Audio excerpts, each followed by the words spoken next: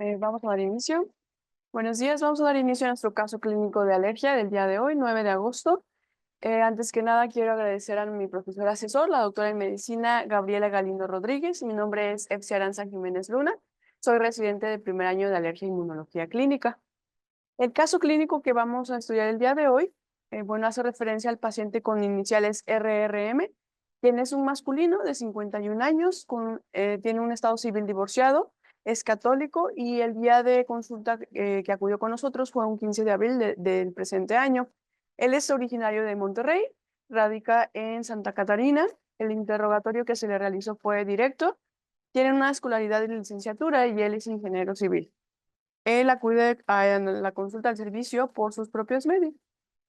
Bueno, dentro de sus antecedentes heredofamiliares de relevancia, su padre tiene hipertensión arterial sistémica, su mamá tiene diabetes mellitus tipo 2, él tiene 3 hermanos, de los cuales uno de ellos, el mayor, tiene hipertensión arterial sistémica. No había otro antecedente heredofamiliar de importancia para el padecimiento actual. Dentro de sus antecedentes personales no patológicos de relevancia, pues él vive en una área urbana, cuenta con todos los servicios básicos de urbanización, refiere que vive cerca de fábricas y parques, él tiene 3 perros y 2 gatos que mayormente están intradomiciliarios y el aseo de estos es cada mes.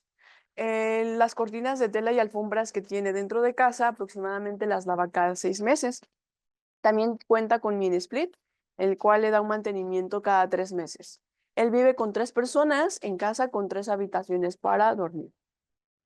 Dentro de los factores intramuros y extramuros de relevancia, como mencionamos anteriormente, intramuros, pues llama la atención pues que vive en una zona urbana, tiene mascotas, alfombras y tapetes, reservorios de ácaro de polvo, así como pues el colchón que tiene él actualmente pues tiene más de 10 años.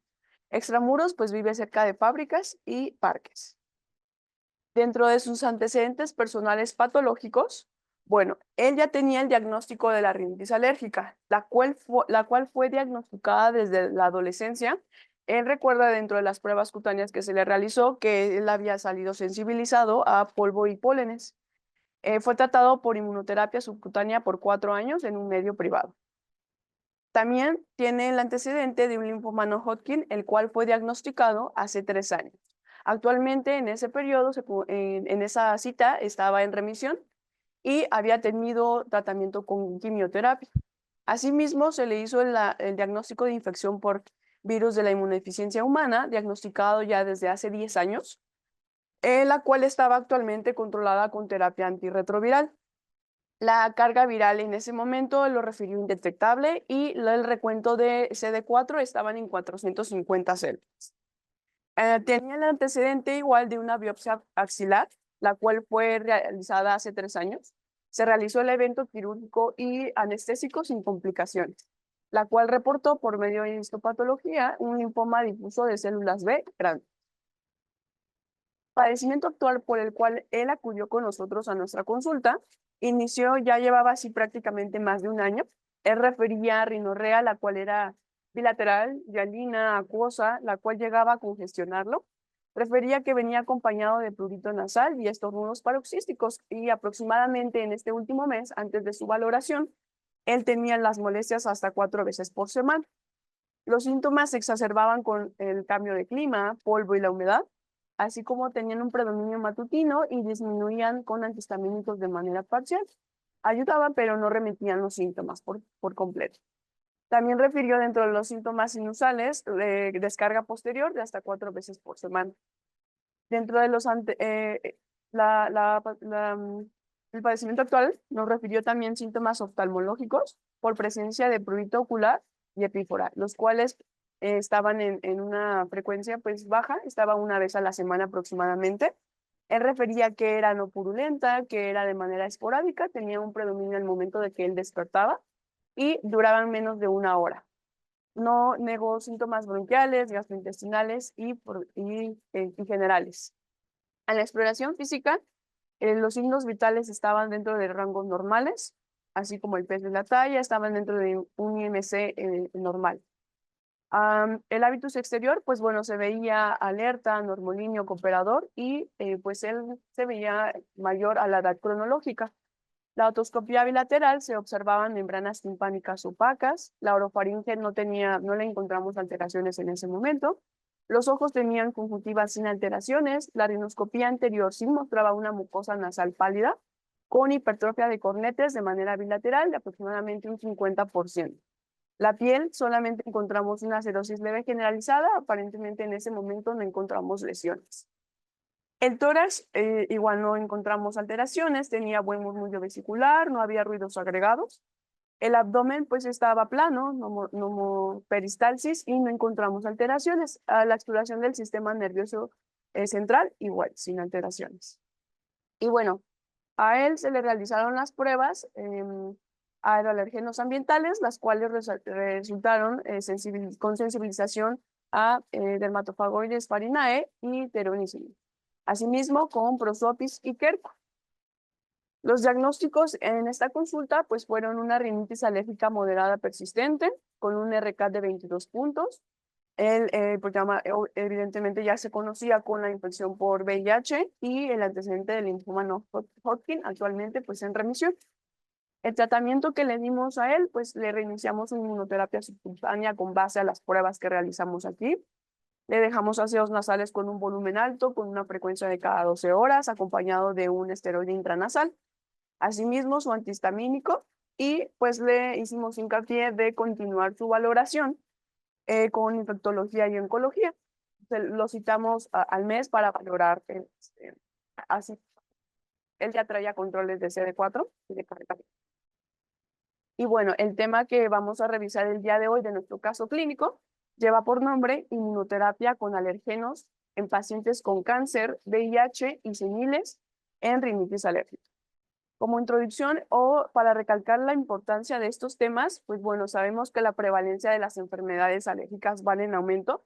Esto aunado también a la industrialización que ha estado, pues inclusive ya en los países de desarrollo y pues con esta también el aumento de estas enfermedades. Conocemos nosotros que la inmunoterapia específica con alergenos, pues es el gold estándar a muchas de estas enfermedades alérgicas. Asimismo, sabemos que la inmunoterapia con alergenos, pues no nada más controla los síntomas de las alergias, sino también tiene un efecto de remisión a largo plazo, la prevención inclusive de nuevas sensibilizaciones a nuevos alergenos y la progresión del asma. Bueno, la inmunoterapia con alergenos es un tratamiento eficaz y causal de la enfermedad. Se considera una intervención modificadora de la enfermedad y la única que tiene este efecto modificador en esta enfermedad. Por lo tanto, las indicaciones clínicas para esta inmunoterapia pues son ampliamente aceptadas para enfermedades mediadas por IG, en las que la sensibilización a estos alergenos tienen un impacto en la calidad de vida del paciente, en los síntomas, inclusive pues son también de suficiente gravedad y de duración como para iniciar una inmunoterapia por años en estos pacientes. Y bueno, sin embargo, igual como está ampliamente aceptada, también existen varias controversias acerca de las contraindicaciones que esta pudiera tener. Se define una contraindicación clínica para la inmunoterapia como aquella condición en la que el alergeno no debe administrarse al paciente por razones de seguridad, es decir, en pacientes con afecciones médicas que pueden aumentar el riesgo de morir por reacciones sistémicas debido a este tratamiento. Clásicamente, como ustedes ya saben, existen algunas contraindicaciones absolutas y relativas. Las más comúnmente conocidas son trastornos autoinmunes, uso de betabloqueadores, uso de inhibidores de la enzima convertidora de angiotensina, neoplasias malignas y niños menores de 5 años. Sin embargo, igual sabemos que existen diferentes guías, tanto a nivel pues, en nuestra región como a nivel internacional. Y estas contraindicaciones realmente están basadas en una series de casos observacionales e informes de casos. Y existen muy pocos datos basados en evidencia que respalden estas contraindicaciones a la inmunoterapia. En este estudio que se analizaron las contraindicaciones a la inmunoterapia de manera global, este estudio recabó diferentes guías a nivel internacional acerca de las contraindicaciones que hay de la inmunoterapia.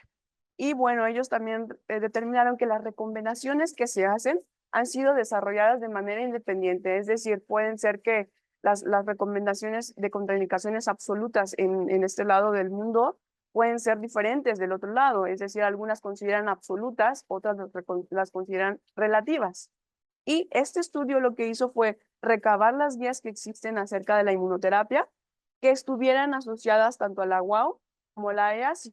Y ellas describieron, compararon las contraindicaciones en 17 papeles que tenían, pues estaban asociados a estas dos instituciones. Y lo que ellos encontraron fue una gran heterogeneidad de las contraindicaciones. Como podemos ver en esta gráfica, existen las contraindicaciones, están enumeradas del lado izquierdo y el color denota la contraindicación absoluta, si fue activa o si no hubo contraindicación. De los tres temas a tratar que veremos el día de hoy, como podemos ver, la primera hace referencia a la población senil, mayores de 65 años, en la cual la mayoría de las guías que analizaron, pues realmente ninguna la consideró como una contraindicación absoluta. Sin embargo, hablando, por ejemplo, de deficiencias que incluyó el VIH y cáncer, realmente es muy similar entre ellas, ya que hay una tercera parte que considera que es una contraindicación absoluta, una tercera parte que la refiere relativa y una tercera parte que la refiere pues como no contraindicada. Entonces existe una gran heterogeneidad entre estas contraindicaciones. Asimismo, este estudio encontrando esta gran heterogeneidad, pues se dio cuenta que la mayoría de estas contraindicaciones no se basa como tal en evidencia, sino se basa en la serie de casos clínicos y se repiten entre ellas, entre las mismas guías. Por lo tanto, existe una profunda necesidad de actualizar constantemente estas contraindicaciones. Y ellos sugieren que lo ideal sería que tuviéramos un consenso mundialmente aceptado acerca de estas contraindicaciones, ya que existe evidencia cada vez más frecuente, es decir, más actualizada, de la inmunoterapia. Y bueno, asimismo, en el 2016, este estudio que fue liderado por la doctora Larenas, ellos analizaron el conocimiento que tenían los médicos que están asociados a la AI para ver el conocimiento que tienen acerca de las indicaciones a la inmunoterapia en pacientes en una población especial. El objetivo de ellos era valorar la experiencia que tienen los alergólogos con esta inmunoterapia a ciertas afecciones médicas que normalmente están numeradas en la diapositiva anterior. Y bueno, el número de pacientes de la condición médica que fueron valorados, la mayoría tenían la comorbilidad de hipertensión. Es decir, muchos de ellos tenían inclusive el uso de beta bloqueadores. Analizando las condiciones que vamos a estudiar el día de hoy, pues teníamos a inmunólogos que ya habían trabajado con pacientes que tenían cáncer, tanto en remisión, que actualmente tenían el cáncer en tratamiento, pero se mantenía pues relativamente en un estadio bajo. Tenían también experiencia con pacientes con VIH que todavía no se consideraba SIDA, y inclusive en algunos llevaron tratamiento con aquellos que ya tenían SIDA. Y bueno, la doctora Larenas reportó en este estudio que la mayoría de los expertos de alergólogos que participaron en este estudio, pues bueno, eran de una población americana, de Estados Unidos. Sin embargo, pues igual un porcentaje de 13% fue fuera de incluyendo Latinoamérica. La mayoría de estos alergólogos trabajaban en una zona suburbana, ya tenían una experiencia de al menos trabajar con los pacientes en inmunoterapia de más de 15 años. Y como podemos ver aquí, se les hizo una encuesta en el conocimiento que ellos tenían de saber si ciertas condiciones era contraindicación o no acerca de la inmunoterapia. Y podemos ver que, por ejemplo, el SIDA, ellos lo consideraban mayormente que era una contraindicación absoluta, pero había, por ejemplo, cáncer en remisión y pacientes con VIH que aún no tenían SIDA, pues la mayoría lo consideraba que no había contraindicación como tal y tendría que ser evaluado de manera individual. Asimismo, en este estudio se reportó que los alergólogos que trabajaron con pacientes con cáncer, la mayoría de los pacientes con cáncer tenían o un cáncer de mama en el caso de las mujeres y en un cáncer de próstata en los hombres.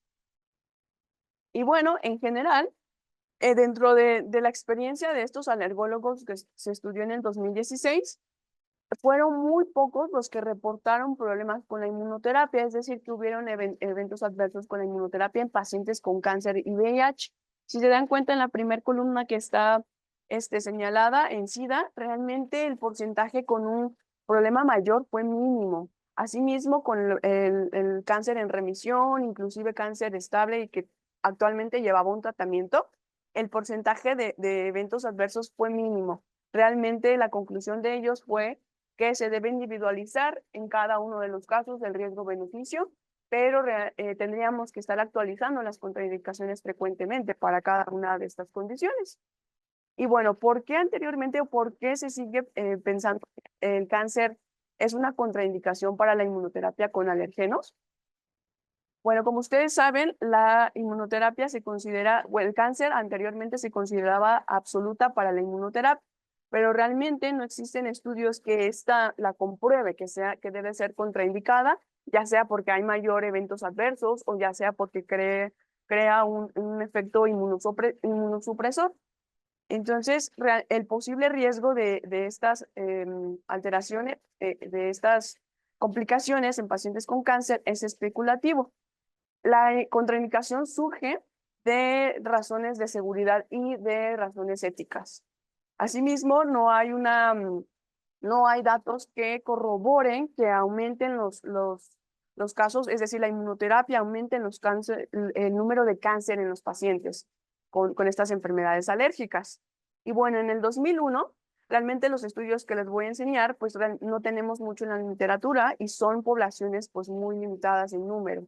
En el 2001 analizaron a los pacientes que llevaron la inmunoterapia y que tenían o habían sufrido cáncer anteriormente.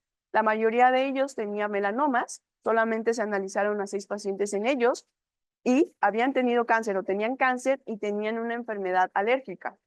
El riesgo que ellos encontraron realmente fue bajo, ellos lo compararon con la población en general que no tenía cáncer, fue similar, y ellos estipularon que el cáncer en estadio bajo puede no presentar una contraindicación específica para la inmunoterapia. Y se sugiere que debería eliminarse esta contraindicación de las guías, porque pues como podemos ver, todavía existe un porcentaje de alergólogos que la consideran como contraindicación absoluta.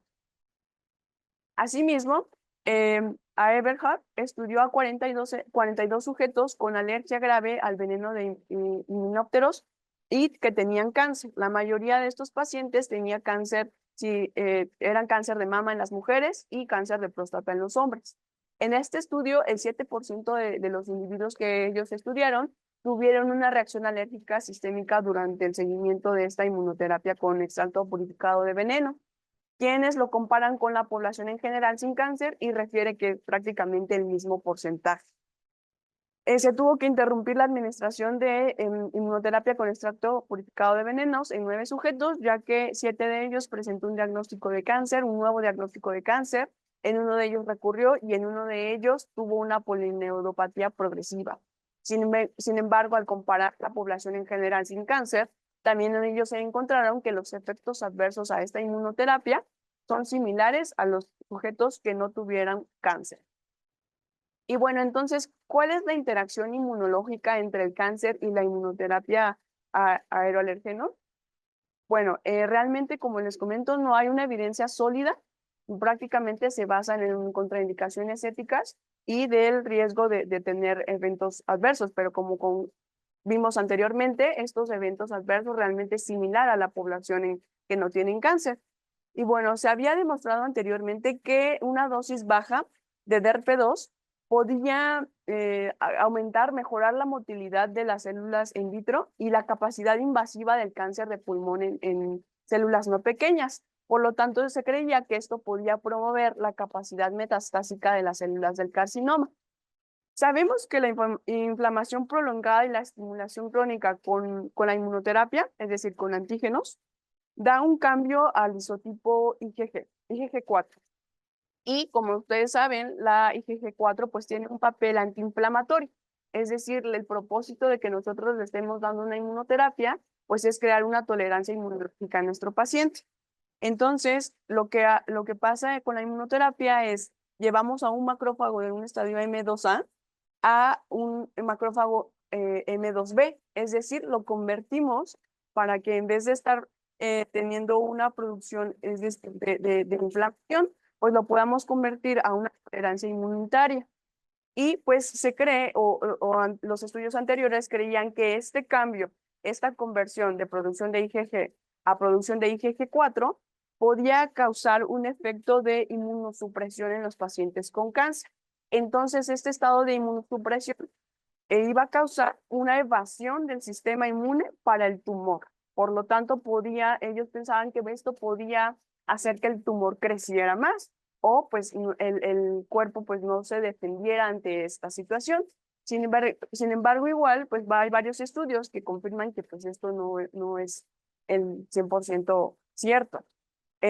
Esto también venía de estudios que hicieron en cáncer de colon, ya que los niveles elevados de IgG en estos pacientes con cáncer de colon tenían un mal pronóstico, es decir, hacía relación con una enfermedad metastásica de este cáncer. Por lo tanto, creían que tenían funciones pues, de mal pronóstico en ellos. Y bueno, aquí es lo que les estaba explicando. Creían que este cambio podía tener un mal pronóstico porque mejoraba la inducción de la tolerancia, es decir, de poder que el cuerpo inmunosuprimido, pues crear una evasión al cáncer. Y esto también se debe a que se han estudiado los pacientes que tienen inmunoterapia. Al final, el conteo final de estos pacientes que llevaron inmunoterapia tienen un aumento de CD4 y de CD25. A la par, estas mismas células que encontramos en los pacientes con inmunoterapia también se han encontrado en lesiones persistentes y precancerosas. Similar a esto, también en los modelos tumorales que han documentado acumulación de mastocitos, así como de células T reguladoras en la ubicación del tumor. Entonces, por eso creían la relación y la interacción que hacía esta inmunoterapia con los pacientes con cáncer. Al momento de aumentar con la inmunoterapia las células T reguladoras y al momento de tener este cambio, podíamos hacer que el tumor creciera. Sin embargo, pues no se ha confirmado esta información y realmente, pues los estudios de hecho denotan lo contrario. Y bueno, sabemos que las células T reguladoras también producen citocinas como la interleucina 10, la interleucina 35 y el factor de crecimiento tumoral beta. Por lo tanto, la inducción de la tolerancia que esta inmunoterapia crea hace un aumento de esta IgG4 y esta IgG4 también tiene la función de producir interleucina 10, la cual pues es una interleucina antiinflamatoria. Y sabemos que ahora la supresión de la respuesta tardía de la inflamación en los pacientes con cáncer pues no se ve alterada. Y bueno, en general, los hallazgos que se relacionan con alergia y cáncer relacionados con la IgG se creían que era de una función de dos caras. Es decir, para la alergia podía ser bueno, ¿no? Porque la IgG4 podía actuar como un bloqueador al receptor y pues ya no estar produciendo la IgG, por lo tanto también disminución de los síntomas. Y en el cáncer se creía que esta misma IgG4 podía facilitar la reeducación, es decir, que facilitara la evasión del sistema inmune por parte del tumor al momento de crear más nuevos células T reguladoras y disminuir los linfocitos T citotóxicos. Entonces la creían como una función de dos caras. Por lo tanto, de ahí sale el debate de por qué si estaba contraindicado o no el cáncer a la inmunoterapia. Y bueno, en el estudio de la UAO del 2021, ellos justamente hacen esta pregunta, ¿no? ¿Cáncer debería ser todavía una contraindicación en la inmunoterapia? Y la conclusión de los estudios anteriores que les mencioné también viene mencionada en este estudio y ellos dicen que en la actualidad el cáncer activo debe ser una contraindicación relativa para el uso de la inmunoterapia.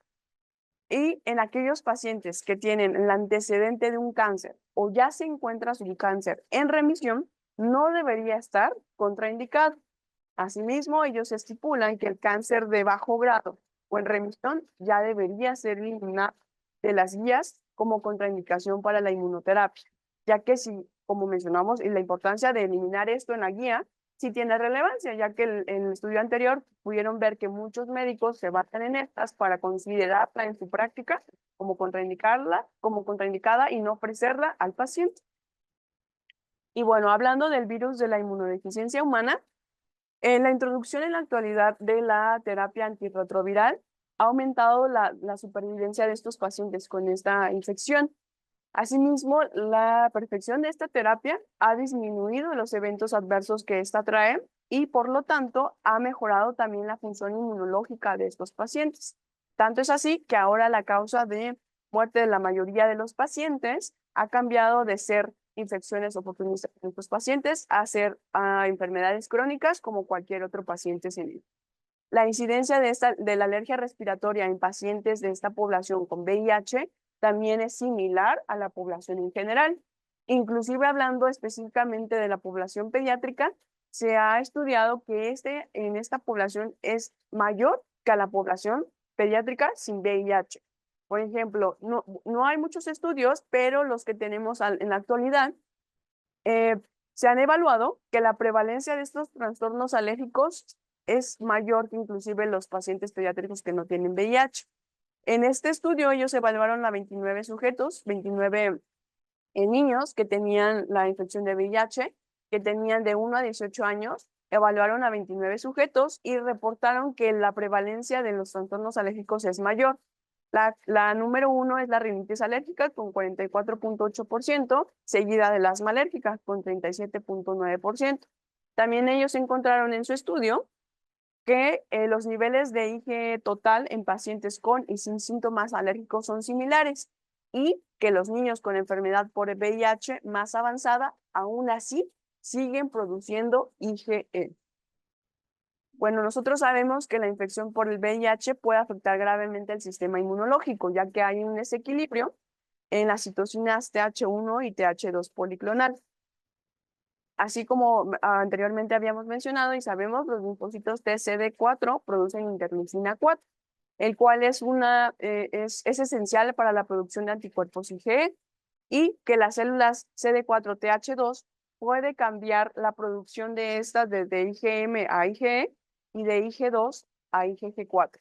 Anteriormente, como habíamos mencionado, si la inmunoterapia funciona elevando la IgG4, pues el debate del uso de la inmunoterapia en estos pacientes pues salía de esta hipótesis, ¿no? Sin embargo, igual en la actualidad sabemos que tanto la AI y la CAI consideran la inmunoterapia con estos pacientes tanto como en inmunodeficiencia como en trastornos autoinmunes. Y no existe alguna prueba que contraindique el uso de estas en estos pacientes. Realmente la preocupación que les mencioné de alterar los CD4 en estos pacientes o aumentar la carga viral también era hipotética, no se ha confirmado. Por lo tanto, las guías recomiendan que sí podamos utilizar la inmunoterapia en estos pacientes.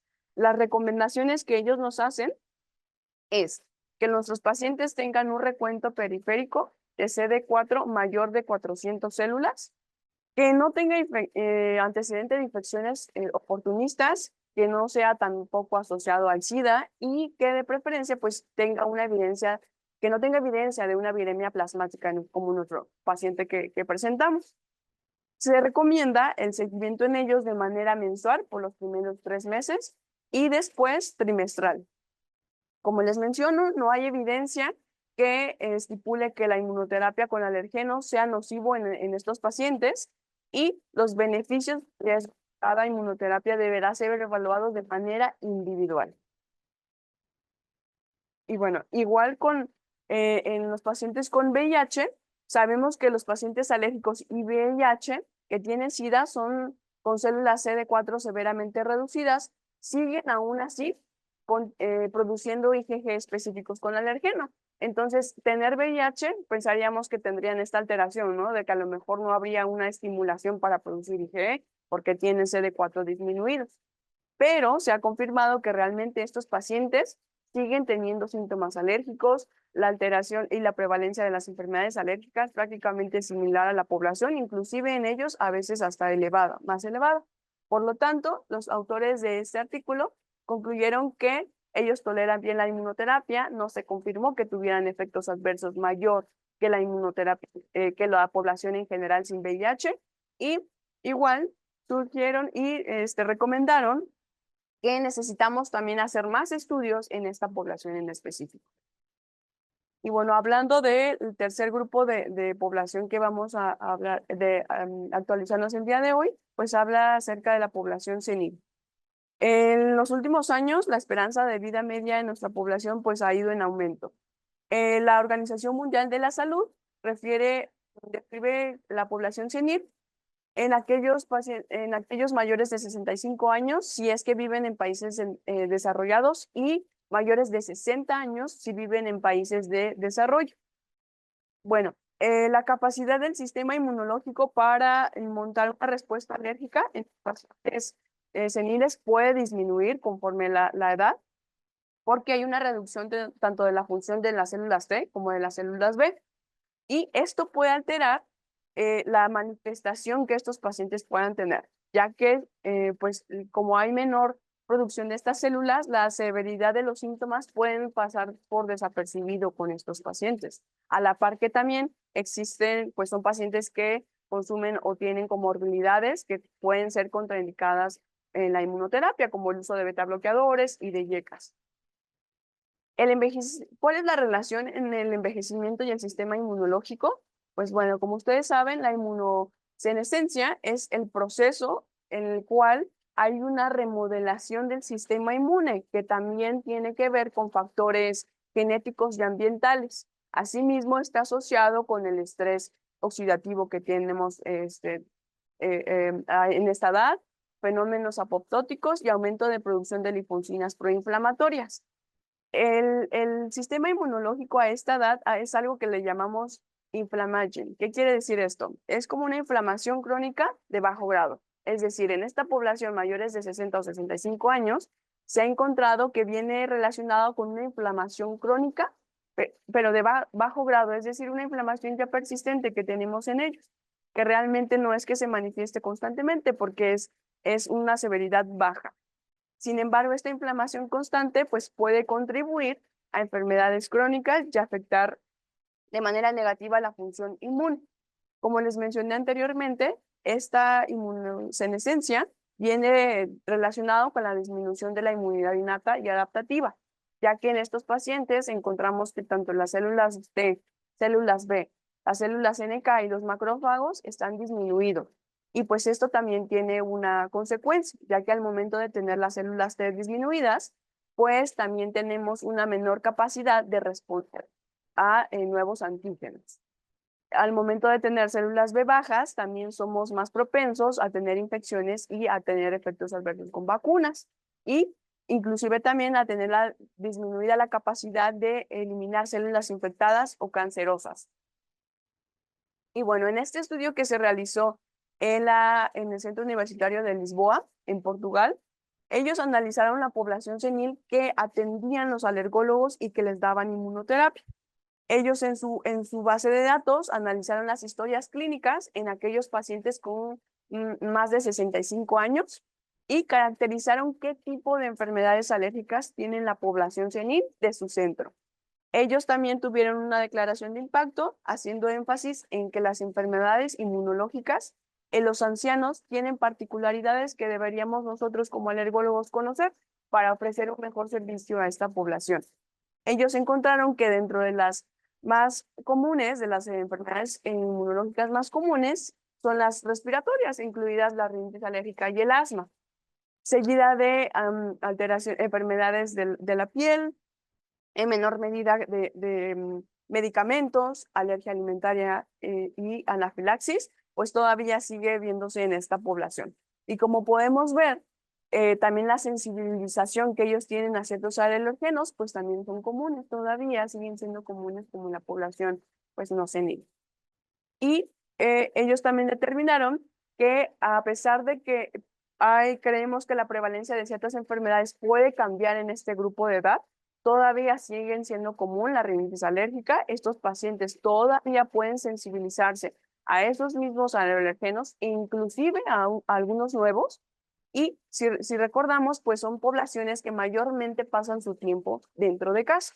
Por lo tanto, son pacientes que se sensibilizan mayormente a ácaros de polvo, cucarachas y mascotas peronas.